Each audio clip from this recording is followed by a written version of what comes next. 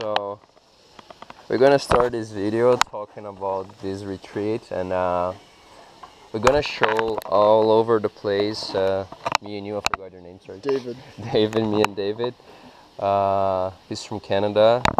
All you guys know me already. So we're gonna show all over the place just to you guys know where we've been in these last 7 days, and let's just enjoy it. And this place is really gorgeous. It's very easy to enjoy. Yeah. So right there is like the women dorm where they used to sleep and rest sometime. We men, we are not allowed to walk through the area. It's not allowed. So this is our boundary. We were told that the women actually have showers with faucets, like individual stalls.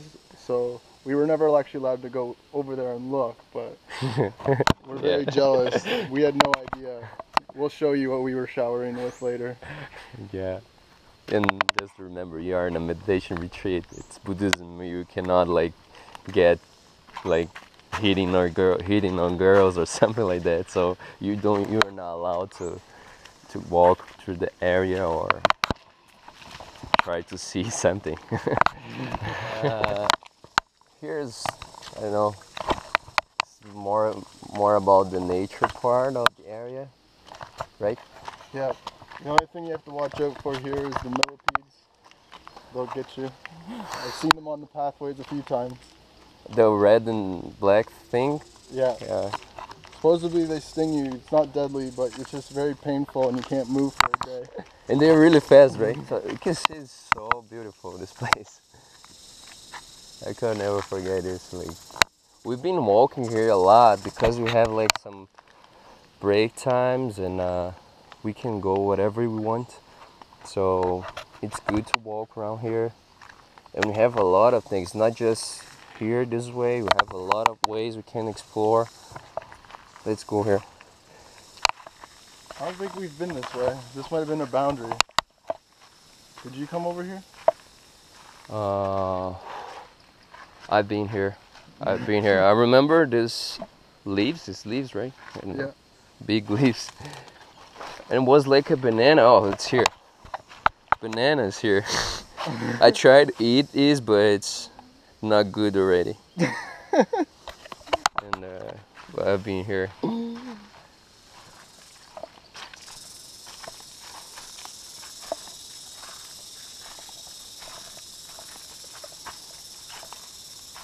You can hear the insects. They never stop making noises, even when you're trying to sleep. It starts to sound like music after a while. What was your duty here? I had to wipe the tables after every meal. Cleaning? Cleaning tables, yeah. It was quite interesting working silently with 3 people trying to clear the food and wipe the tables, because we'd always have 2 people washing and 1 person drying, and at first we didn't really know what we were doing, and we had too many people. So to try to even out the work was difficult without talking.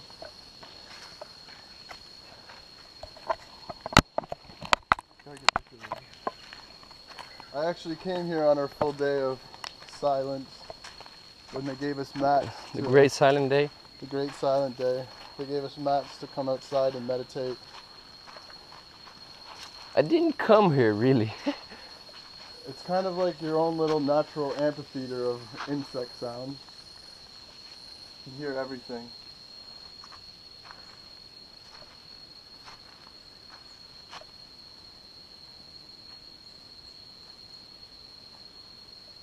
Nice.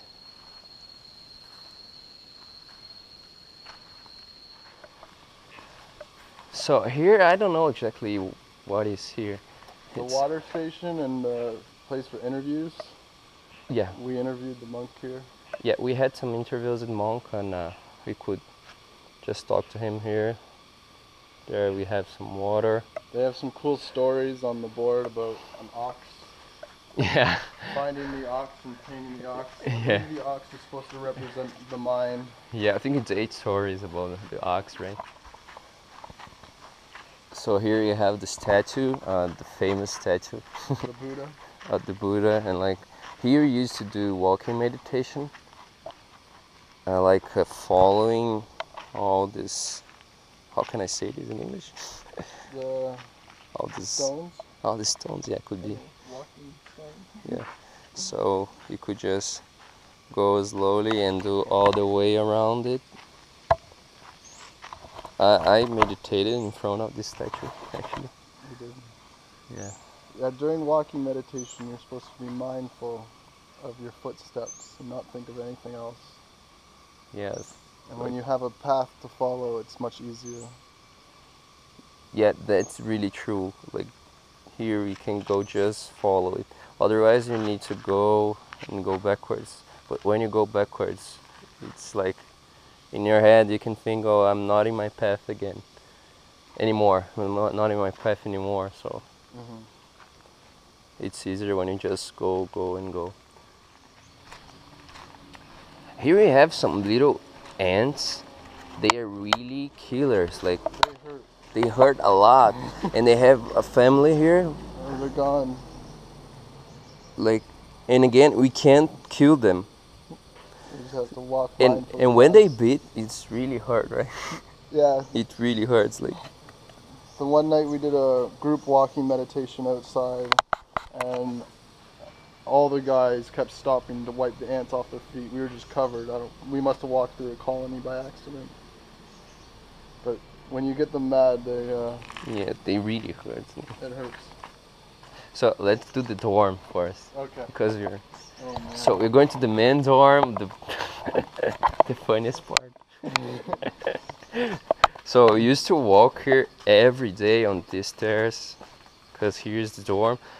Right here is the meditation hall. We're gonna show it soon. But I'm gonna show you where he used to sleep. When this 7 days was really, I don't think it was hard, but was really different. Take off our shoes. Yeah, we need to take off the shoes before entering before entering any of the buildings here. This is a real dorm. You really fit as many people as you can in here. You have spider webs everywhere. We need to get used to them, and we got used to them. So let's show our beds.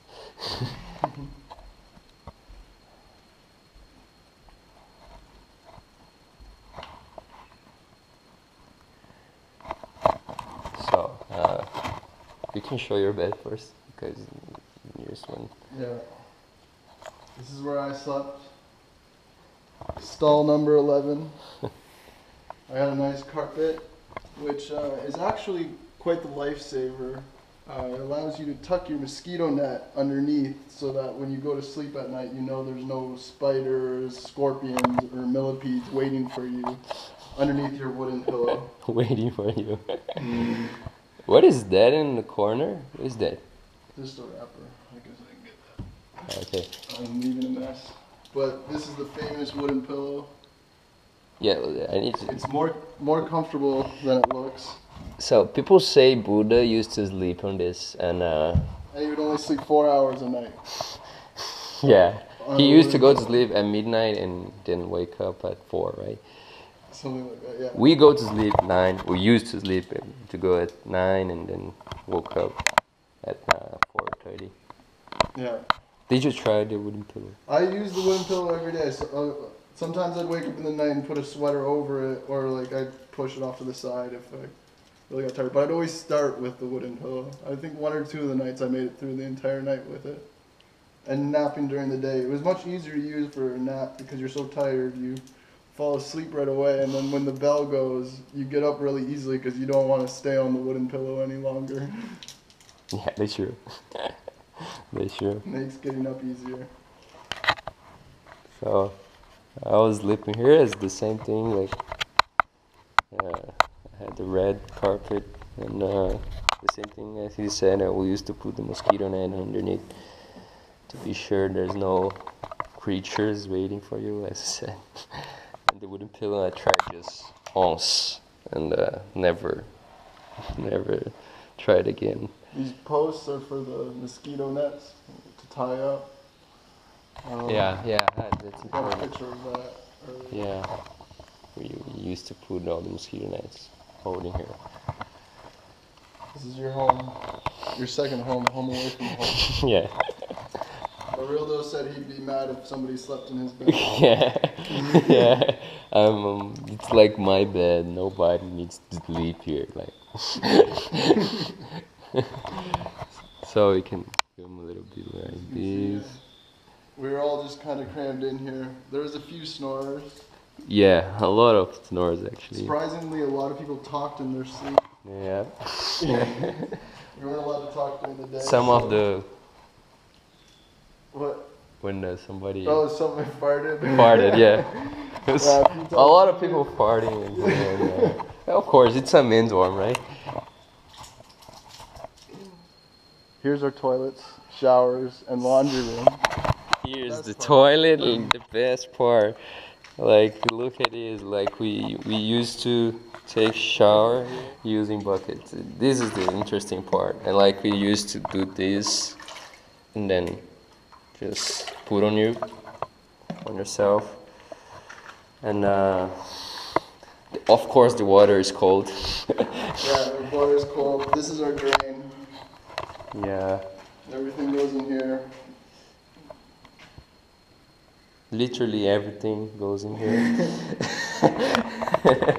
And here's the hanger. We used to wash clothes using the buckets here again. It's really a life-changing experience showering and doing laundry here for a week. And again, spider webs are everywhere. And Well, let's go try to find your friend. I think there's a wasp nest up here. I think there's a wasp nest or some kind of spider nest, or that's a spider nest. look at the ceiling, right? They have food for their whole year. The spiders right now. Yeah, the spiders don't go hungry here. So where is this spider? Which one is this? Oh, she's not here. Oh. Hey guys, here. So here's my friend. Oh, other friend here, like Oh, yeah, just normal. the normal one. Then here we have my friend. I don't know. She's up in the top. Yeah, she's like just chilling right now. Her name is Sarah. Fuck, Sarah. Her name is Sarah. She's just chilling and enjoying all the food that she got on the latest days. During a week of silence, you start to name your spiders. Yeah. So she's doing the retreat as well, so she's in completely silent mode right now, mindfulness, right? Yes, being very mindful of creating this web, that's why it's so nice. So the thing is, you get used to this stuff here. And this is the toilet. So let's go to the best part. The meditation hall. So here again, you need to put all the shoes and before getting in the meditation hall. Here has some picture. Umbrellas. Yes, we had a lot of rain here, like 3 or 4 days, maybe 4. 4 days maybe. 4 days Only raining, yeah. half day or near the end of the day normally. But really heavy rain. So here's Safe in the meditation hall though. here's the meditation hall. Here's where we spent almost all of our times.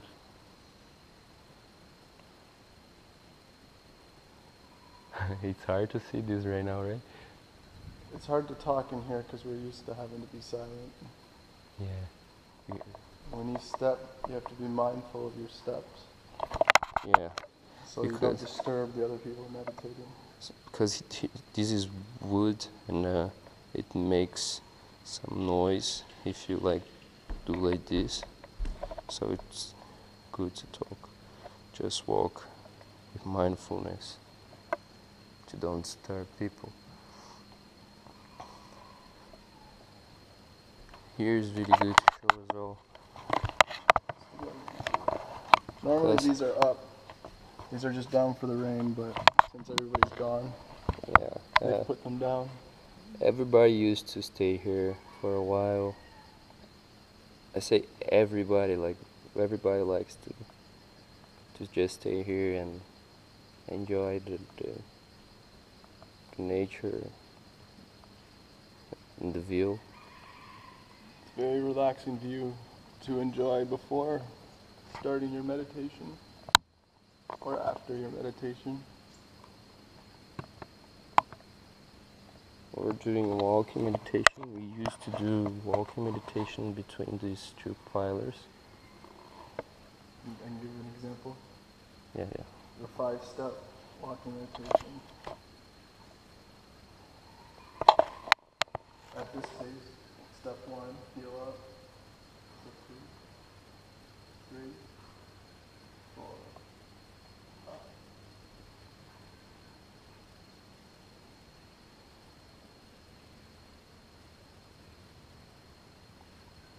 It's important you don't look at your feet. Just paying attention in your sensations under your foot by every step you do, you know.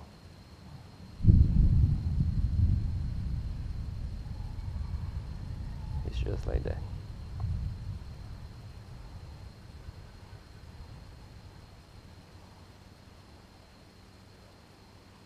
So we use it to have like 30 minutes, a lot of 30-minute sessions of walking meditation, doing just like the way he's doing right now.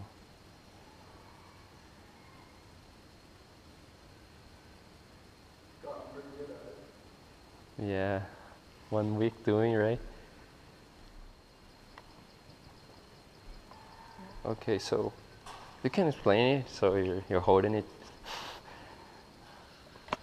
This was actually had a yellow cover on it, and we would leave these on the ground to mark our places. For the whole week, we would keep our same spots throughout the meditation hall. So during silence, there was no confusion on where you were supposed to go and meditate. Everybody had their own place. I got a spot nice front and center. The guys would meditate on this side of the hall. The women would meditate on that side. Yes. To keep our focus, not allow us to be distracted. This was my spot. I'll always remember it. And my favorite meditation pose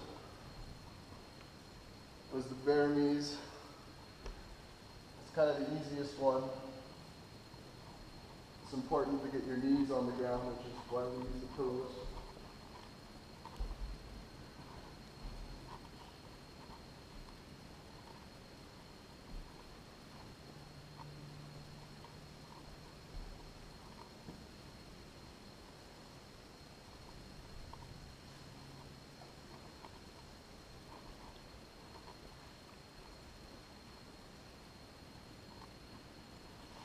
You just focus on your breathing. That's how we were taught to start.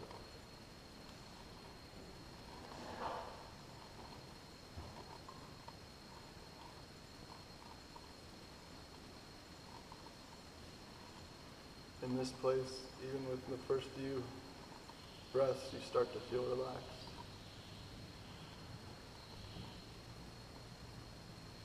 It feels like home.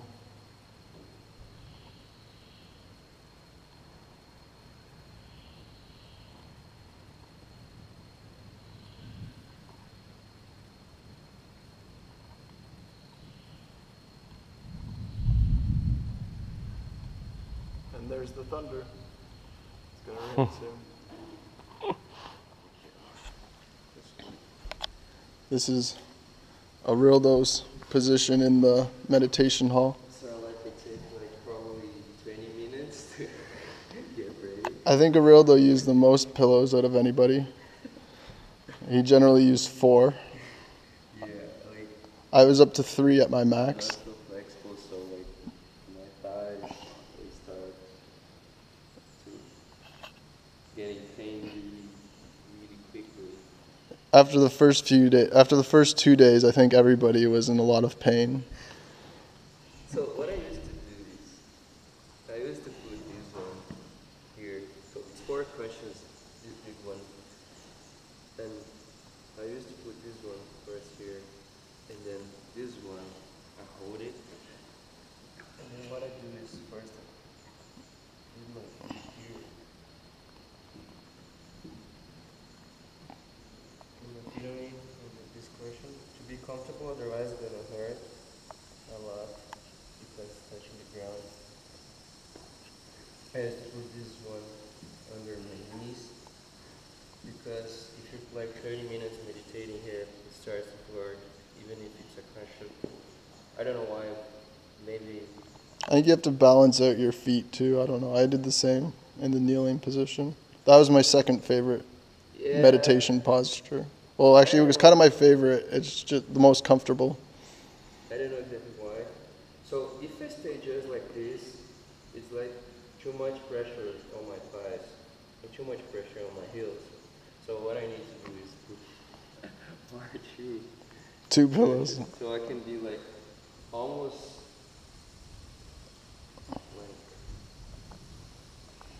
You're gonna fall.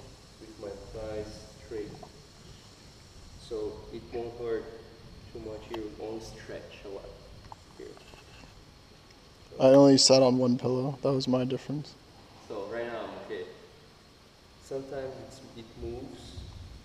Right now it's not touching totally on the ground, the base, but it's okay. Because I'm okay, I'm not feeling any hurt. Probably in 30 minutes I'll start feeling something. But in my back, my biggest problem here meditating was my back because I don't have a good posture. I'm like that, so I like this position so I can keep straight in a good posture without doing this leaning. So I can just stay like this.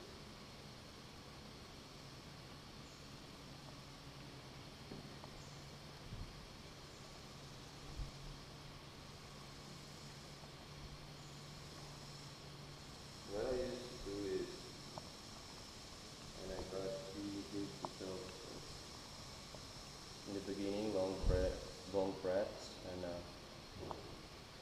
but not quick, only, always like slowly.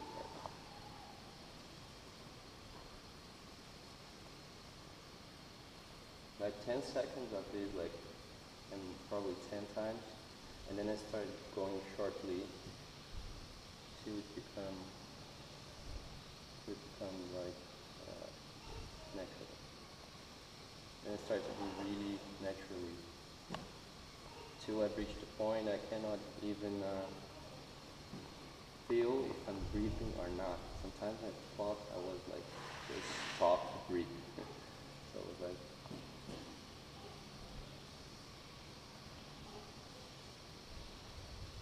So I'm feeling right now, like in 2 minutes you can see it, I'm feeling right now. If I do this natural, really slow, really short, I start to feel some kind of energy in my head, and it's going down. I can feel like my throat is full of this energy, and like in 30 minutes I feel my whole chest, my whole head, and if I really go deep, really concentrated, I can feel my whole body.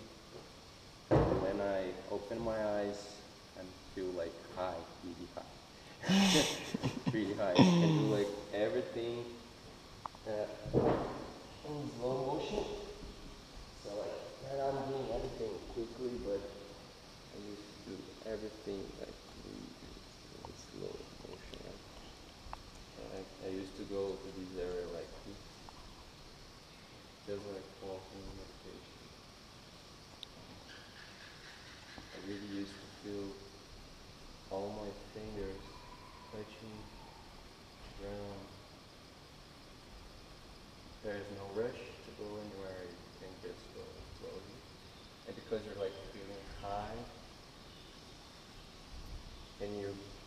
is full of energy. I don't know how to explain it, but it's really good. It's something you have to experience here at Yeah. Dipabhavan. So it's like that. And then enjoy the view. Yeah. To anybody watching us during this retreat, I remember thinking to myself, we all look like crazy people or zombies. Getting up for meditation, everybody moving so slowly. Yeah. People pausing mid-step just to look at something. Sometimes you look like that, like Not many people were making eye contact, not much smiling.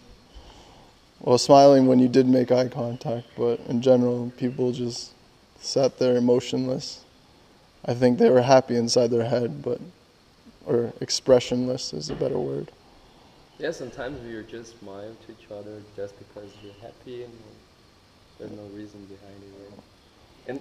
And I don't know, people understand why you're smiling. Yeah, when you're smiling, everybody knows why.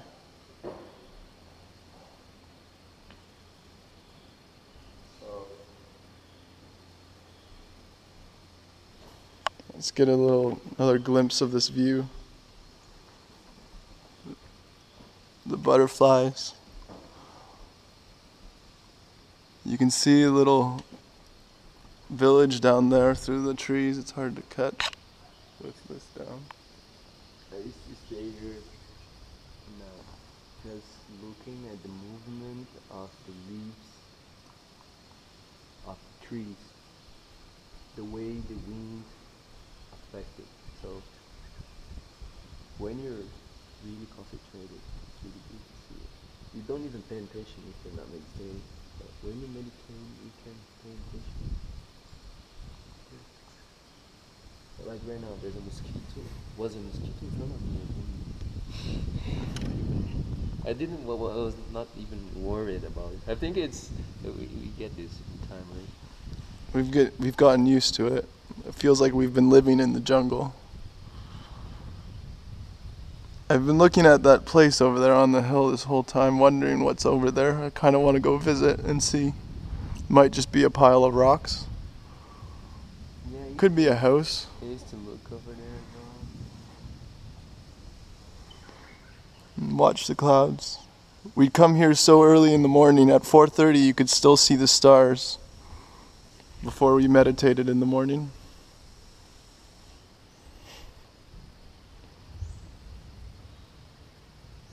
Oh, the bell. We need to talk about the bell. Oh, the bell. Or alarm clock. Right. This would ring at 4:30 in the morning to wake us up, as well as I think 5 or 6 times throughout the day to call everybody together. We'd always meet at the meditation hall. You can hear this throughout the entire grounds of the meditation center.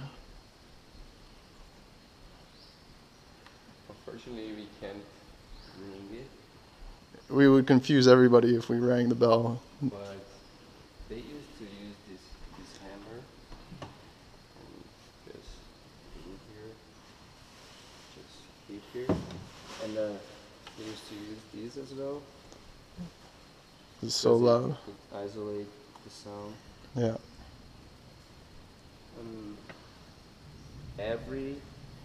Everything, every program, they ring the bell. Yeah. There's a long bell and a short bell. The long bell is 5 minutes bell. Yeah, I think they use that to wake us up, and then after the meals to call us for the Dhamma talks. Make sure we don't miss those. Everybody would fall asleep after lunch, sometimes after breakfast also. Yeah. I remember one time I had to wake up a Rildo for after the lunch break. He was passed out, and so was the other David from the U.S. Both of them. I heard the bell going for about 2 minutes, and I could just hear them snoring still. So I felt obligated to wake them up. And it took a little while. It wasn't like just a few knocks beside their little bed dorm. Yeah, me and David, we were the sleepers. I think they actually slept through one of the morning bells once. I don't know how they did that. The worst part when was we were like sleeping while the Dhamma talk. this happened. And David, I could listen something and I woke up, but David, he was pretty tired on bed. And I needed to like poke him hardly for 5 minutes. And when I was like almost punching him on the face, he woke up. So, like this area, like here, I don't know. This candle used to be always on. It was always on. It started about this tall at the beginning of the retreat. Yeah, that's interesting thing. And right now it is height. It's kind of been used. Basically, as soon as it got dark, I would go in first thing in the morning because it was so dark at 4:30. It was always really interesting. We'd come here at 4:30 or 5, and the candle would be lit. It would actually light up most of the meditation hall in a very relaxing way. And you'd start your meditation, and then by the time you would be finished your meditation, the sun would have started to rise. So it's like you're in a different room. It's like you go close your eyes with it being dark still, and then open your eyes mid-sunrise. And quite an interesting transition. The candle would still be going. And over here is where the monk or whoever was giving the Dhamma talk of the day or morning reading. Arildo actually gave a morning reading here. Yeah, I gave one on 60th day. Was really a good experience. Like you see all these people, like you sit here and see everybody sitting in front of you, meditating, and you just start reading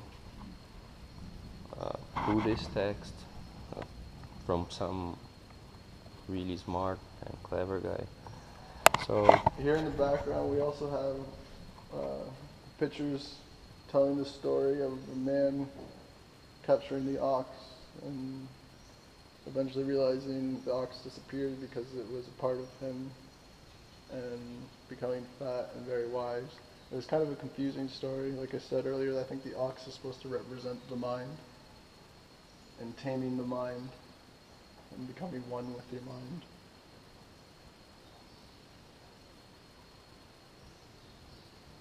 And off to the sides, the monks would sit during a morning meditation. The monks used to sit here and over there. Here, nobody really. Yeah, no one ever really sat there. Yeah. I'm not sure what that was for. So monks over there and over there.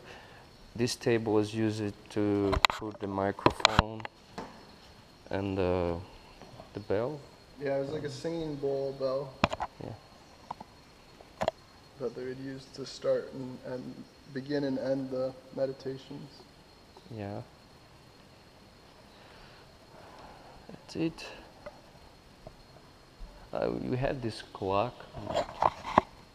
A lot of people used to stare at him. This is the only clock I think I have seen on the entire meditation center. So we have one in dining hall. Oh, okay. Sometimes it was hard to figure out what point in the day it was.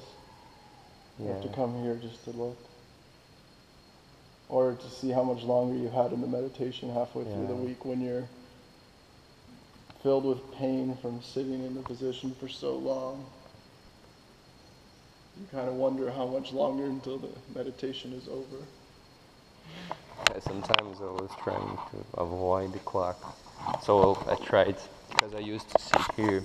So sometimes I used to put my cushion here, right here, because it's impossible to see the clock. So just to keep my mind focused and not worry about the time. Oh, I forgot to show one more question. The other one. You had two, right? Well, no, that was my normal one. The other posture that I would use was the kneeling position. The other one that I used to use this one. It's really easy. Just put two cushions under you. Here. I like that one also. But I only ever used 3 cushions. I never got to the 4 cushion stage. But you just use one here. Yeah. So it's, if you take it, it's okay. I'm okay here right now, but After a while, you need after a support. while, you become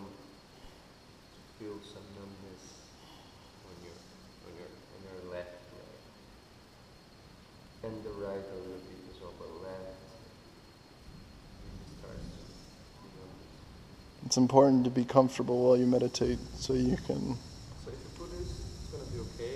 You can feel a little bit of numbness, but don't need to worry about it. It'll be really okay. A little bit of pain you don't really realize during meditation, as long as it's not too much. The hardest part here is about my back, so it's hard to stay like this for 30 minutes.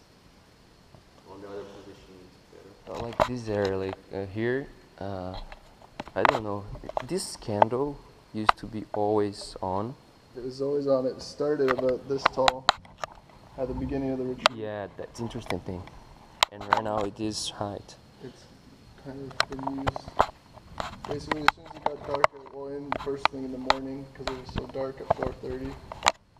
It was always really interesting. We'd come here at 4:30 or 5, and the candle would be lit. It would actually light up most of the meditation hall in a very relaxing way. And you'd start your meditation, and then by the time you would be finished your meditation, the sun would have started to rise. So it's like you're in a different room. It's like you go close your eyes with it being dark still, and then open your eyes mid-sunrise. And it's quite an interesting transition. The candle would still be going. And over here is where the monk or whoever was giving the Dhamma talk of the day or morning reading. Arildo actually gave a morning reading here. Yeah, I gave one on 60th day. Was really a good experience. Like you see all these people, like you sit here and see everybody sitting in front of you, meditating, and you just start reading Buddhist text from some really smart and clever guy. So here in the background, we also have pictures telling the story of a man capturing the ox and eventually realizing the ox disappeared because it was a part of him and becoming fat and very wise. It was kind of a confusing story. Like I said earlier, I think the ox is supposed to represent the mind and taming the mind and becoming one with your mind.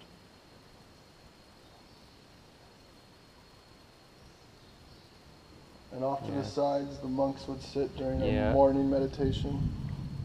The monks used to sit here and over there. Here, nobody really. Yeah, no one ever really sat there. Yeah. I'm not sure what that was for. So monks over there and over there. This table was used to put the microphone and the bell. Yeah, it was like a singing bowl bell. Yeah. That they would use to start and begin and end the meditations. Yeah. That's it. We had this clock. A lot of people used to stare at him. This is the only clock I think I have seen on the entire meditation center. So we have one dining hall. Oh, okay. Sometimes it was hard to figure out what point in the day it was. You have to come here just to look. Or to see how much longer you had in the meditation halfway through the week when you're filled with pain from sitting in the position for so long. You kind of wonder how much longer until the meditation is over. Yeah, sometimes I was trying to avoid the clock. So I tried, because I used to sit here. So sometimes I used to put my cushion here, right here, because it's impossible to see the clock. So just to keep my mind focused and not worry about the time. Oh, I forgot to show one more question. The other one. You had two, right? Well, no, that was my normal one. The other posture that I would use was the kneeling position. The other one that I used to use, this one, it's really easy. Just put two cushions under you and here. I like that one also. But I only ever used 3 cushions. I never got to the 4 cushion stage. But you just use one here. Yeah. So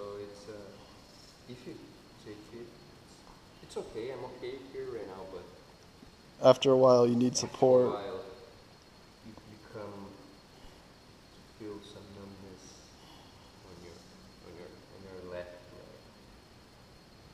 and the right a little bit as well, but left really starts to feel numbness. It's important to be comfortable while you meditate so you can. So if you put this, it's gonna be okay. You can feel a little bit of numbness, but don't need to worry about it. It'll be really okay. A 30 little, minutes. a little bit of pain you don't really realize during meditation, as long as it's not too much. The hardest part here is about my back, so it's hard to stay like this for 30 minutes. On the other position, it's better. I was reading it at the Koh Tao retreat. They actually do 45-minute meditation sessions every time. I don't think we could do that 40. every time. We normally did a half-hour meditation 30 minutes already. on the full day of silence. I actually managed an hour and 20 minutes of straight meditation. That was my new personal best. So this is the walk down to the dining hall. We originally had to carry our bags up here to the dormitory.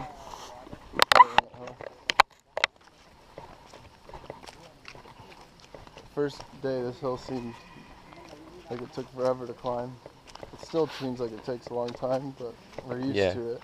Especially if you're just meditated, like it will take a long time to get down this Like 10 this way. minutes to get to lunch. 10 minutes to go down. Yeah. If you really go slowly, 10 minutes. Like I was always the last one on the lunch.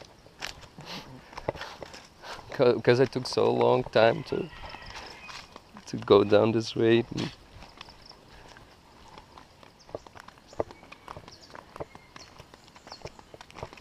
So you used to clean tables on Yeah, my chore was to clean tables after every all the meal. tables? Yeah, well, me and two other people, we'd clear all the food that we didn't eat, take it back to the kitchen, and wipe down all the tables. It was really interesting how we ended up working together at the end. At first, there was a bit of confusion. We all kind of had a different idea of how to do clean a table, and we couldn't talk to each other, so we couldn't really express it. We were all just doing different things. We kind of started to work together by the third day, and from then on out it was a lot easier and more enjoyable. It's funny how that happens. The littlest problems become big problems when you can't talk to each other. Yeah, this really happens. For me, it was easy because I showed this part first. For me, it was easy because my duty was to. Oh, it's a lizard, right? Where? It's Oh, yeah, probably. Yes. Gecko lizard. For me, it was easy because my duty was to dry the dishes. So it's just dry it. Nothing really different. So here we used to take the tea time, right? Just the tea time. Yeah, this is where we come here after meals for tea and coffee, and Here. also for the 5:30 break, where we would only have Here. coffee or tea. Here we have fresh water. And here we have hot water, sugar, tea, coffee. Here we have the cups and hot water again. This is interesting to show. Here we used to Those are dessert cups. for dessert, yeah, dessert cup. We get dessert after lunch because we weren't Yeah, dessert. supposed to have any dinner. They did give us some fruit and bread at 5:30 if we wanted it. You used to have bread and I don't know, butter and jam. Bread, butter, sometimes jam, some kind of fruit, banana or lychee. They serve as It's lychee, the name. Lychee. I don't even know the name in Portuguese. Lychee. Really good, by the way. It's a really good fruit. It's different though. Here's the washing area. Here where I used to do my duties. So people wash their bowls and spoons and cups here. And I used to be here on the left side, drying everything. Here you have some buckets to people. I don't know, it's for cleaning. Those ones are for washing the floor. Those ones are actually for cleaning the tables. We had our own buckets. Okay. That's it. What's the name of this in English? I forgot. Cloth or rag, drying cloth, Drying cloth. Yeah. towel. Yeah, we used to use this to dry. So were me and David on the left side, an Asian girl on the right side, and a blonde girl too on the right side. But this blonde girl, she gave up on the 5th day, I think. She was really good on drying, but she gave up. So we had more work to do.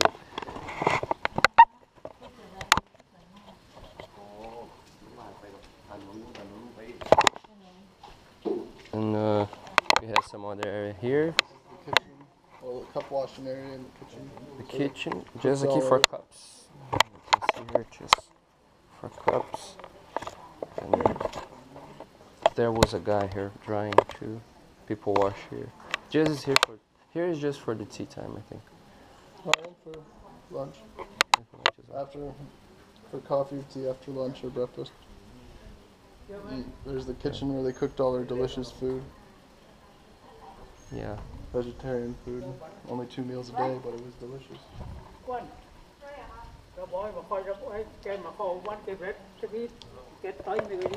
finally, this area is dining hall also? Yeah, kind of. Yeah. And, I think this is the real dining hall. The Yeah. downstairs is just mainly for tea and coffee. so here is the dining hall, and here was the first place we got to know as soon as we got here. We came here and read all the rules and regulations. They were here. And there was some kind of register notebook. Yeah, we had to sign our life away here and to register and then sign up for jobs. Yeah. To each duty, here you have a coin of. And we gave up our cell baht. phones, passports, and wallets at this point. If you look Yeah, over all there, the valuables, like my bag is over there. Pierre over there, he's calling his parents. He said they were probably worried about him after his silent meditation retreat. He's one of the volunteers here. He's been here for a while. Yeah, he's been here since 2010, I think. Yes. And this guy is awesome. He was most of the time with us. Yeah. Yes, it's him and one more volunteer. That could speak English. They speak in English really well, and they taught us. They gave us yoga classes, and they gave us all instructions and answered questions and everything. These guys, they are really amazing. So here we used to eat. The women on this side. Women on this side, men on this side. Here was breakfast and lunch. The food, the food was always here, and It was served buffet style and expected to share. It's you important that the first person didn't take too much because the last person wouldn't get any. Yeah, you used to eat in it. We'd eat all of our meals out of these bowls, mix everything together, have a spoon. We just use spoons No knives, no forks, only spoon. But it's okay. We don't need to cut anything. The food is based on vegetables, salad, and Thai food like spicy, really spicy. Yeah, the red peppers are very spicy. Oh, that's it. Look at this insect, like You can't figure it out. explain for people here, like what's happening here. Like every day, this insect is doing this. It's it's always like that, like can He's gonna fly. bite me. He's gonna try to bite Help me. him, help I him. don't want to. He's gonna try to kill me. Well, look at that. Oh. Like fuck. Like, okay, okay. Oh, dumb insect. Okay, I'm just ended a retreat, but I'm saying this insect is dumb. But I won't kill it. My name's David. I'm from Canada, 26 years old. I've been meditating now for probably 2.5 years. And I guess I got really into it at my peak about a year into it. Experienced a lot of relaxation and other spiritual aspects of it. And I guess in the past year I still have been continuing on my practice and just have with work and everything got a little busy and found that I just have stopped practicing as much as I want to be and probably should be. And I came to this retreat to kind of learn more about Buddhism and try to reignite my passion with meditation, and I believe I've been successful in doing that. Dipabhavan is truly a spiritual place. You can feel it, the energy of this place as soon as you arrive and you get off the truck. And the people here make it all just that much better. I'm David Segev. I'm from the U.S. and I'm backpacking alone through Southeast Asia right now. And I was planning on coming to a meditation center, and I saw that this one was at the time that I was looking for. And when I came here, I had no idea of what to expect. I knew I could benefit a lot from this, and so I wanted to come here and like take it slower one time instead of jumping from place to place. Just relax and spend some time in one place for a while and kind of learn a little bit about myself. And when I got here and I entered the room where we would be sleeping, I had no idea that those were beds. It's just a wooden board with a thin straw mat and a wooden pillow. And I actually ended up sleeping very well on that. Maybe in part due to the little sleep that we were allowed, but yeah. Like even during the day I would come back and nap. Anyways, like I'm a beginner to meditation and I still don't really understand completely like what it's all about. So I wanted to learn a little bit more and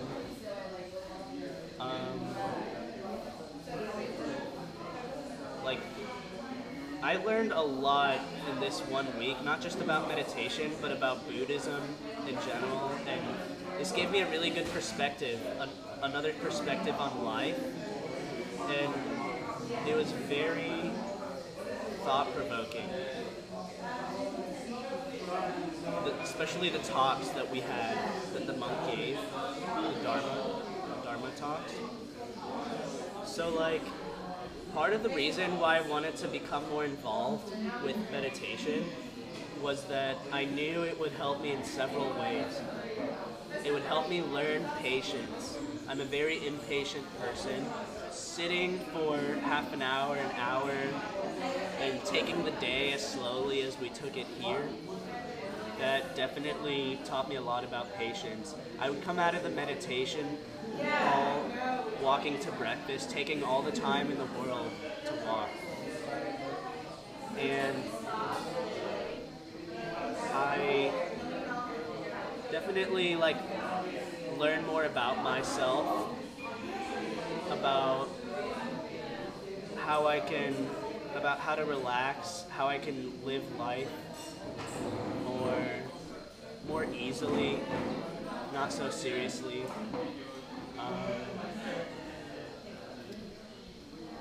Even the meals here, like you really take time to. You only have 2 meals a day, and they they stress that you like even meditate while you eat, which is really good for me also because I usually just eat very quickly, and this kind of teaches you to enjoy your food more and not to think about it in another way, like just as something to do, but just as nourishment for your body, which is how people should really look at it. Well, my name is Beck. I'm from Australia. I'm 25, and I came here to learn a bit more about meditation. At first impression was this place is amazing. It's on top of a mountain. It's beautiful. It's pretty much where I want to live one day, either by the beach or in a jungle. And it was exciting because you didn't know what to expect. And so you get to your room and you see everyone, and you can talk a little bit, but everyone's coming. And then the day of silence starts, and you don't know where anyone's from, and you just try. Basically, it's good so you can focus on yourself, and you listen to the monk talk every day, and it helps explain how meditation works, and answers a lot of questions, a lot of doubts. Also gives you a lot more questions and more doubts, but it's good to be able to focus and just relax. My whole body was relaxed, like pretty much the whole time being here. Maybe not so much my mind, but my body was just zonked out, and I thought I'd be wide awake by the end of the day, but no, I was slept pretty good. The people were lovely here, the volunteers, the food was amazing. I had a really good time. Couple downs, but not so many. I thought I'd have more. But yeah, and there's a big energy presence from everyone. Yeah, it's pretty good. I would probably do it again. Not straight away, but but it's definitely given me a lot to think about. When I go home, I'll definitely be able to think more, but it's a very positive experience.